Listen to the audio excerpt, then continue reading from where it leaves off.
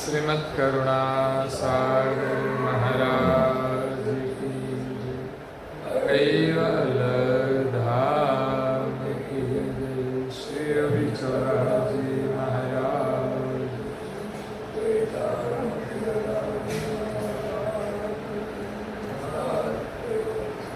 सत्य सारे सत्य सारे परम पूज्य श्री अचरत बारचित अचरत सागर ग्रंथ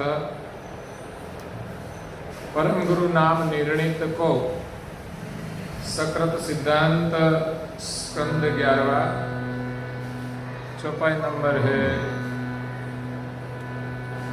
22। जय जय अंसन की पर करुणा करहि जदीप तहा तहा जड़त अनुसागर आवत रथ तदे। प्रेम भक्तजनों, ज्ञान संप्रदाय के आद्य स्थापक अनंत ब्रह्मांडाधीश कैवल कर्ता के परम विशेषांश सकर्ता सिद्धांत का प्रतिपादन करने वाले अनंत अंशों के तारणहार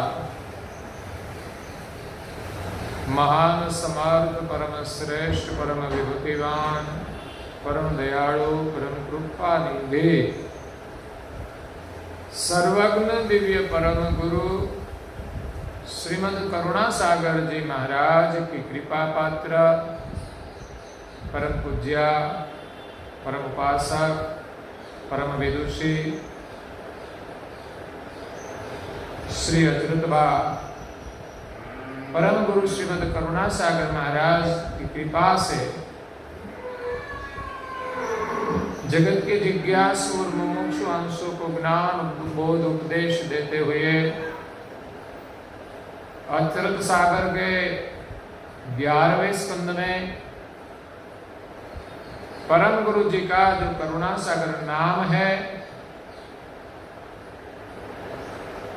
उस नाम का निर्णय कराते हुए करुणा सागर नाम क्यों रखा है, करुणा सागर नाम का भाव क्या है, तो आगे बताया कि सभी देवों के पास एक एक करुणा है और परम गुरु करुणा के सागर है, इसलिए उनका नाम करुणा सागर है।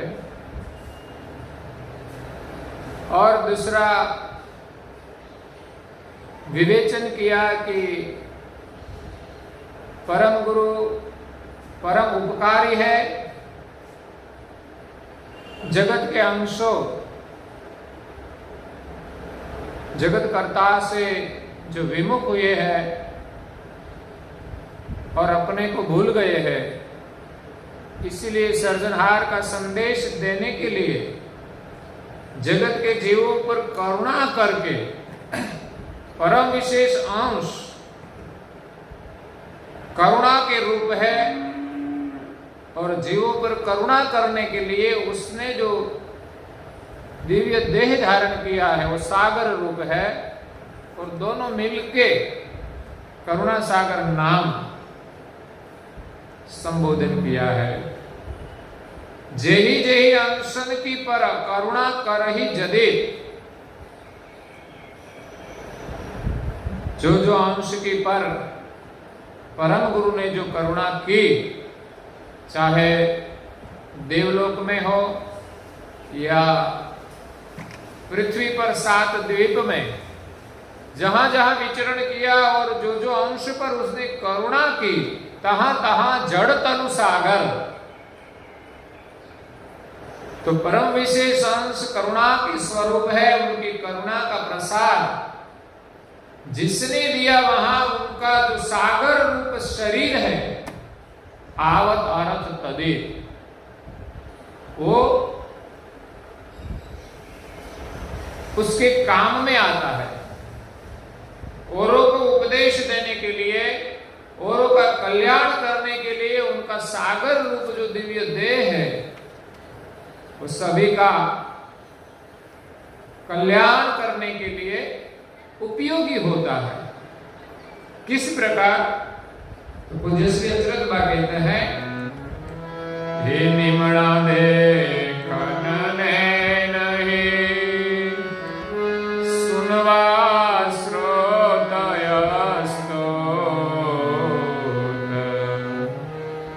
गिरा करन उपदेश ही, लागत काज संजोग। हे प्रकार सकल तनो, लागत गुरु के काज। ये जब ते जड़ चैतन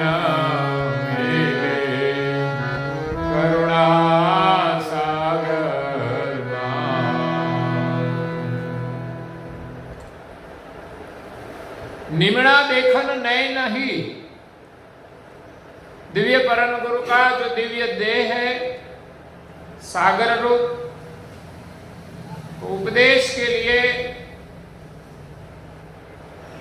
उपयोगी होता है। तब आंखों से उनके शरण में जो जो आए उसका जो नमन है वो देखते हैं, उनकी नम्रता को देखते हैं और उन पर करुणा दृष्टि करते हैं। सुनवा स्रोत अस्तुत, शरण में आए जो जो अनुयायी भक्तजन स्तुति करते हैं, प्रार्थना करते हैं, तो उनकी प्रार्थना को कर्ण के माध्यम से सुनते हैं। ऐसे तो परम गुरु जी सर्वज्ञ है, सब कुछ जानते हैं, लेकिन लौकिक रूप में, प्रत्यक्ष रूप में वो भक्तों की प्रार्थना सुनते हैं। गिरा करण उपदेश ही, उपदेश सभी को देते हैं। तो दिव्य देह से अद्भुत वाणी का उच्चारण करके सभी को ज्ञान का उपदेश देते हैं और सब पर उपदेश की करुणा करते हैं। लागत काम संजुग, इसी प्रकार सभी प्रकार का कार्य में ये दिव्य देह परम उपयोगी होता है। एक प्रकार सकल तन, यहां तो 3 इंद्रियों की बात की कि आंखों से देख लोगों का जो नमन है उसका दर्शन करते हैं, कानों से उनकी स्तुति सुनते हैं और अपने मुख से उपदेश देते हैं। लेकिन इसी प्रकार पूरा शरीर लोगों के उपदेश के लिए, कल्याण के लिए, परमार्थ के लिए काम में आता है। जैसे चरण है तो चरण से एक जगह से दूसरे जगह जाने के लिए उपयोगी होता है। हाथ है तो वो भी किसी के सिर पर रख दिया तो उसका कल्याण हो जाता है। तो इसी प्रकार पूरा शरीर परमार्थ करने के लिए परम गुरु जी के काम आता है। जब ते जड़ चैतन्य मिली, एक परम विशेष अंश जो करुणा का रूप है और दूसरा दिव्य देह जड़ और चैतन्य मिलकर ये नाम करुणा सागर हुआ है।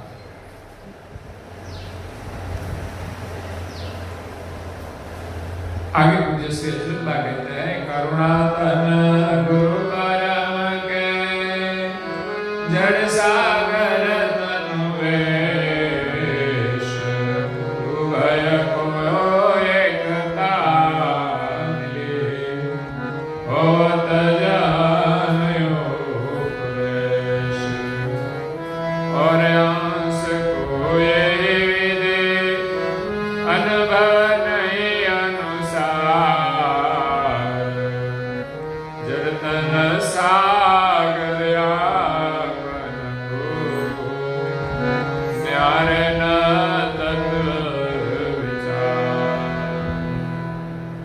करुणा तन गुरु परम के परम विशेष अंश परम गुरु का जो स्वरूप है वो करुणा का रूप है, जड़ सागर तन्वेश। और उसने जो दिव्य देह धारण किया है वो ऐसे तो जड़ माना जाता है शरीर, तो वो सागर रूप है। दोनों का यही नाम मिलके उभय को एकता मिली। एक शरीर और चैतन्य जो दो अलग होते तो कुछ काम नहीं होता। परम विशेष अंश के बिना देह काम नहीं करते और देह के बिना परम विशेष अंश भी कुछ काम नहीं कर सकते। इसलिए शरीर, दिव्य देह और चैतन्य अंश मिलके होवत जन उपदेश, जगत के जिज्ञासु और मुमुक्षु अंशों को ज्ञान का उपदेश देते हैं। और अंश को यही विधि, संसार में और कहीं अंश है सामान्य और विशेष, तो परम गुरु जी का जो अनुभव है शरीर और चैतन्य का, इसी प्रकार का अनुभव और किसी को नहीं है। अनुभव नहीं अनुसार जड़ तन सागर आप नपु, एक जड़ शरीर है और दूसरा आप नपु, न्यारे तत्व विचार। इसी प्रकार किसी ने ये दोनों अलग तत्व विचार नहीं किया कि शरीर और हम अलग है। यहां तो जो आए वो देह की शक्ति से काम करते हैं, देह रूप बनकर जगत में चमत्कार देते हैं, पर्चा देते हैं, लेकिन खुद के स्वरूप का किसी ने विचार ही नहीं किया कि मैं इस शरीर से अलग हूं, सर्जनहार का अंश हूं। इसी प्रकार का अनुभव किसी के पास नहीं है। और परम गुरु का ये अनुभव है वो भी कोई जानते नहीं। तो पूज्य श्री हजरत बा कहते हैं, तब ते करुणा को परा कर सकत नहीं को, आप तरन को ना बने और के को न सहो। ये जड़ तन सागर आपन को लह नहीं बिना सवेद, तब तेनो सागर ना उभय सहित। तब ते ही करुणा को ऊपर करी शकत नहीं कोई। चैतन्य और शरीर दोनों अलग किस प्रकार है उनका तत्व भेद नहीं जानते, वो औरों के पर करुणा नहीं कर सकते। ठीक है, यहां आकर वो कुछ दैहिक कार्य करके चली गई, लेकिन जो करुणा परम गुरु जी करते हैं, सभी अंशों को अपने स्वरूप का अनुभव कराते हैं। वो स्वयं दिव्य देह धारण करके आए हैं, तो इस शरीर से उनका करुणा का रूप अलग है। तो इसी प्रकार परम गुरु सभी अंशों को अपना स्वरूप का अनुभव करा के कर्ता के साथ उनकी एकता कराते हैं। वो करुणा और कोई देव भी नहीं कर सकते।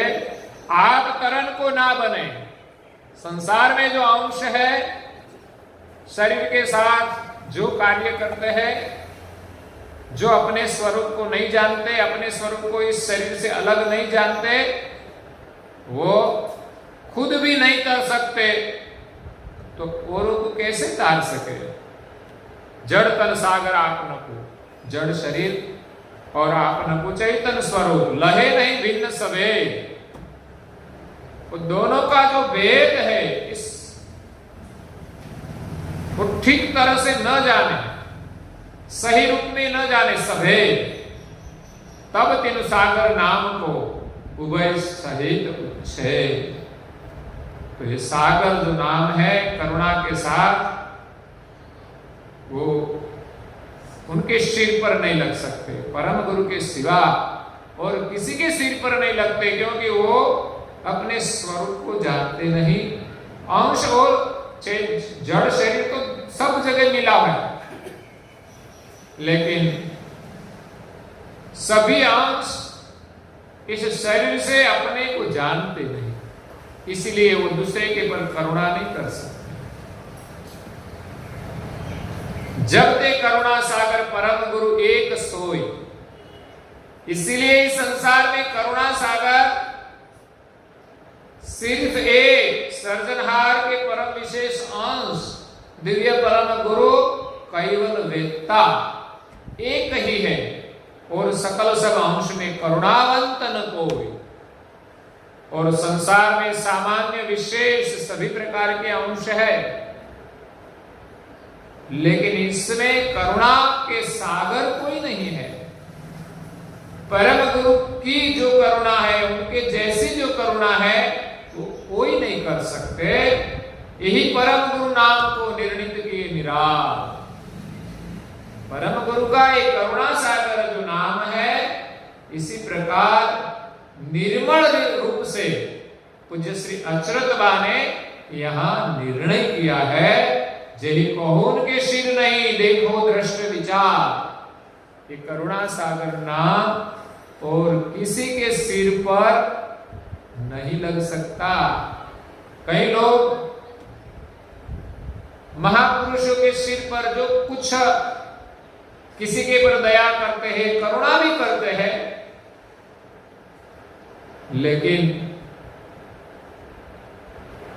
वो कर्ता का जो अंश है, वो अंश का अनुभव करा के कर्ता के साथ एकता नहीं करा सकते। इसीलिए उन पर करुणा सागर नाम लग नहीं सकता। फिर भी संसार के जीव दशा के लोग हैं, वो तो ऐसा ही मानते हैं कि तो करुणा सागर है, करुणा के सागर है। ऐसे तो कई जीवों पर दया तो करते हैं, लेकिन करुणा और करुणा में अंतर होता है। परम गुरु जिनको कहे देत परम पद दान, परम गुरु भी सभी को नहीं कहा जाता, गुरु होता है। इसमें सदगुरु तो कोई होता है, सब नहीं होता। और परम गुरु तो एक ही है, जो हमें अपने निज घर की प्राप्ति कराए, परम पद हमें दान में दे दे। हम परम गुरु के शरण में जाए तो उनका फल क्या है? बदले में परम गुरु हमें परम पद का दान करेंगे। वही परम गुरु है, परम पुरुष दर्शा वही। और शरण में आने वाले अंशों को विश्व के सर्जनहार जो परम पुरुष है, उनका दर्शन कराते हैं। जय निज कर्ता निदान, निज कर्ता का निदान करके परम पुरुष का अनुभव कराते हैं। जो सर्जनहार निर्गुण सिर गुण के परे, हे परम पुरुष परमेश, और सकल प्रभाग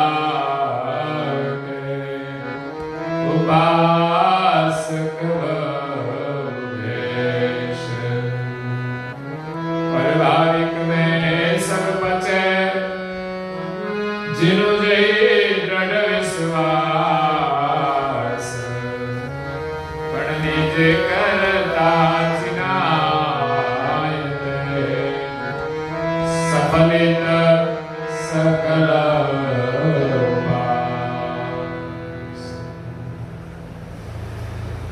निर्गुण सिरगुण की परे परम पुरुष परमेश, विश्व के जो सर्जनहार है, परम पुरुष परम ईश, विश्व नियंता सकल का सर्जनहार, वो सगुण सृष्टि है, उनके पर निर्गुण है ब्रह्म, और ब्रह्म की पार, ब्रह्म के कारण रूप वो सर्जनहार विराजमान है। और सकल प्रभाव के उपासक भवेश, इस सर्जनहार को संसार में कोई नहीं जानते, जिनका संदेश लेकर करुणा के सागर इस विश्व में पधारे हैं, लेकिन संसार में सभी अंश जो देहधारी है उनके प्रभाव से उनकी उपासना करते हैं। कि संसार में जो जो अवतारी पुरुष हुए, उसने जो धर्म कार्य किया, कुछ चमत्कार किए, कुछ दैत्यों का संहार किया, राक्षसों का संहार किया, इस सगुण कार्य के प्रभाव से दुनिया सगुण की उपासना करते हैं, उनके निर्गुण का लक्ष्य का पता नहीं। अरे कई कई ज्ञानी पुरुष, विद्वान पुरुष, तपस्वी, वो सब थोड़ी साधना करके, तपस्या करके सगुण के पार निर्गुण के लक्ष्य में रुक गए कि निर्गुण ब्रह्म ही जगत का कारण है, लेकिन ब्रह्म का कारण क्या है उसको पता नहीं। सर्जनहार और निसगुण और निर्गुण की पर है, उसको दुनिया सगुण और निर्गुण के उपासक जानते नहीं। वो ज्यादा सगुण की उपासना करते हैं। निर्गुण को मानने वाले भी सगुण की उपासना करते हैं। वो ऐसा मानते हैं कि निर्गुण ब्रह्म का ही रूप इस सगुण अवतार है, लेकिन उसको पता नहीं ब्रह्म तो ब्रह्म होता है, वो कभी। इसी प्रकार देह में आने वाला है ही नहीं, वो तो ब्रह्मांड में सर्वत्र व्यापक है, उसको हम कैसे एक ठाम में रख सके। सूर्य कभी किसी के एक घर में आने वाला नहीं है, वो तो अपने स्थान पर रहकर सभी को प्रकाश देते हैं। समुद्र का पानी कभी एक छोटे बर्तन में आने वाला नहीं है। इसी प्रकार व्यापक जो ब्रह्म है वो कभी देह धारण करके कोई एक पात्र में आ नहीं सकते। और ब्रह्म का जो हम रूप माने सगुण, तो सारी सृष्टि जो दिखाई देती है वो ब्रह्म का ही रूप है, ब्रह्ममय है। लेकिन जड़ सगुण सृष्टि अलग है, ब्रह्म अलग है। लेकिन सगुण उपासक ऐसा मानते हैं कि ये जो साकार अवतार हुए वही ब्रह्म का रूप है। लेकिन सगुण की उपासना करने वालों कभी निर्गुण ब्रह्म में स्थित नहीं होंगे, क्योंकि वृत्ति में तो साकार दृष्टि है, और निर्गुण में जाए तब सगुण उपासना रहती ही नहीं। तो पूज्य श्री अच्युत कहते हैं, इसी प्रकार संसार में सब उपासक सगुण के हैं, पर भाविक ने सब पचे। दुनिया में किसी ने तपस्या करके प्रभाव हुआ किया, किसी ने कुछ साधना करके प्रभाव खड़ा किया, किसी ने अच्छा प्रवचन विद्वत्ता प्राप्त करके प्रभाव किया, किसी ने दुष्टों का संहार करके प्रभाव किया, और कई पर्चा चमत्कार देकर जो प्रभाव खड़ा किया, इसमें सब पच गए। जिनके नजदीक जो हाथ में आए उनकी वो उपासना करते हैं। अगर किसी महाराज ने कह दिया कि ये भगवान तो ऐसा है, ऐसे ऐसा हमारा काम करते हैं, होगा कि नहीं पता नहीं, लेकिन किस महाराज का प्रवचन प्रभावी हो तो वो सुनकर हमें विश्वास आ गया, तो हम उनकी उपासना करने लगते हैं। इसी प्रकार सारी दुनिया प्रभाव में पच गई है। जिनको दृढ़ विश्वास, जिनको जहां विश्वास लगा उनकी उपासना करते हैं। लेकिन आखिर सत्य के राह पर जो चलते हैं उसका फल उनको मिलता है, लेकिन सर्वधार की प्राप्ति नहीं होती। पण निज करता चिनायते सफलित सकल उपास। दुनिया में कई प्रकार की उपासना भिन्न भिन्न फल के लिए होती है। लौकिक जगत का जो फल है उनके लिए दुनिया ये लौकिक उपासना ये करती है, लेकिन पूज्य श्री अचरकदार कहते हैं कि जो निज कर्ता की पहचान हो जाए तो सभी प्रकार की उपासना सफल हो जाती है, उसको और अलग अलग उपासना करनी पड़ती नहीं। इसलिए परम गुरु जी की जो उपासना है वो सृजनहार को पाने की उपासना है, सृजनहार की उपासना है। मैं अविनाशी उपासी संतो, मैं अविनाशी उपासी, गति अगम अगाध लखासी संतो, मैं अविनाशी उपासी। ऐसे परम गुरु हमें अविनाशी सृजनहार की उपासना कराते हैं, जिनसे हमें अगम और अगाध गति प्राप्त होती है। इस शरीर में रहने वाले हम कौन है उनकी पहचान होती है। हमारा स्वरूप न सगुण है न निर्गुण है, उनके कारण रूप है। इसी प्रकार ब्रह्मांड में सृजनहार सगुण सृष्टि और निर्गुण ब्रह्म की परे है। ऐसी अगम अगाध गति हमें परम गुरु की उपासना से मिलती है। अगर हम सृजनहार का लक्ष्य की परम गुरु की एक उपासना करें तो सब उपासना हमारी सफल हो जाएगी और अलग अलग उपासना नहीं करनी पड़ेगी, हमारा सब काम सफल हो जाएगा। एक धुन ने कहा है, हे भजन होवे सफल सबका,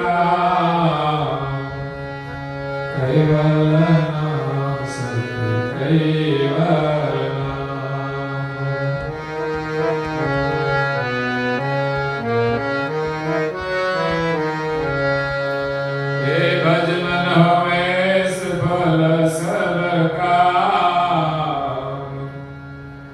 कैवल नाम सत कैवल नाम, कैवल नाम सत कैवल नाम, कैवल नाम की महिमा भारी, हे नाम जपो तुम है नर नारी।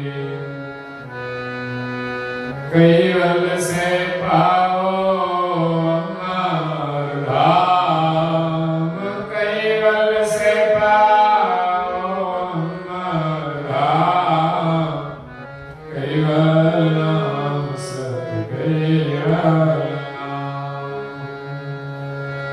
हे नित्य नित्य सदगुरु पास हम जावे,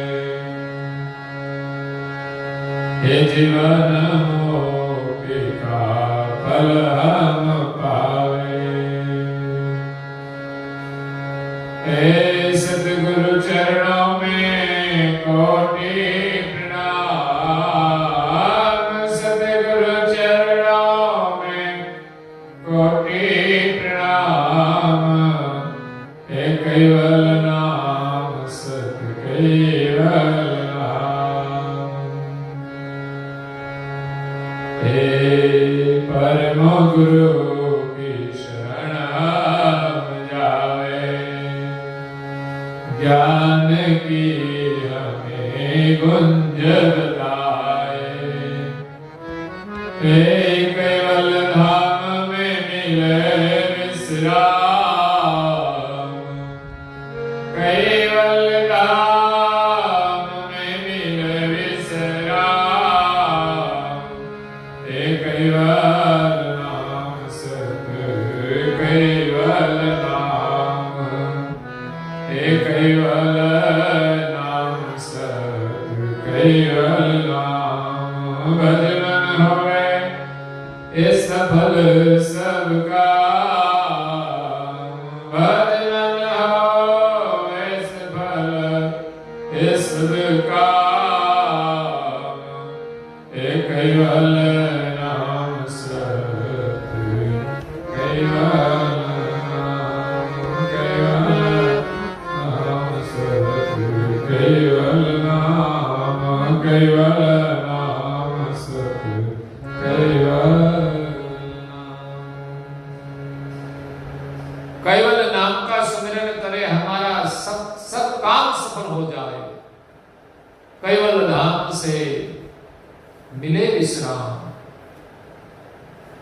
केवल नाम से हमें अमर धाम की प्राप्ति हो जाती है, बाद में कुछ करने का रहता नहीं। तो सदगुरु के शरण में जाकर हम विश्राम करें, उनकी कृपा से परम गुरु के शरण में हम जाए, और परम गुरु की शरण हम जाए, जीवन मुक्ति का फल हम पाए, जो हमें जीवन मुक्त कर देंगे। हमारा जीवन जन्म मरण के बंधन में जकड़ा हुआ है, सुख और दुख की छाया में हमें झगड़ा हुआ है, वो जीवन से मुक्ति मिल जाए। रोगों से हमें घेर लिया है, राग और द्वेष, हर्ष और शोक, लोभ और लालच, अहंकार और ईर्षा आदि में जो हमारा जीवन दुखमय है, इस दुखों से हमें मुक्ति मिल जाए। केवल धाम में मिले विश्राम, जहां कोई दुख नहीं है, कोई द्वंद्व नहीं है, ऐसा परम आनंद मिल जाए तो सब प्रकार की उपासना सफल हो जाती है। एक गुरु नानक ने भी एक चौपाई कही है, नानक निश्चित जो जपे सफल होवे सब काम। हरि का नाम जो सुमिरन करते हैं उनका सब काम सफल हो जाता है, लेकिन हरि की पहचान होनी चाहिए। पूज्य श्री अद्वैतदा कहते हैं, एक निज कर्ता की जो पहचान हो जाए तो उनकी सभी उपासना सफल हो जाएगी, उनका जीवन भी सफल हो जाएगा। तो इसी प्रकार यहाँ पूज्य श्री अद्वैतदा करुणा सागर नाम का निर्णय कराते हुए करुणा सागर नाम का हमें दर्शन कराते हैं और इस अंग को यहाँ समाप्त करते हैं। और आगे हमें परम गुरु की जो उपासना है, न्याय के साथ जो सकलता सिद्धांत की उपासना है, उसका उपदेश 12वें स्कंद में देते हैं, तो वो हम कल सुनेंगे। वो अंतिम स्कंद है, बाद में ये ग्रंथ पूर्ण होगा। आज के प्रवचन को हम यहाँ विराम दे। श्रीमद् करुणा सागर जी महाराज की जय।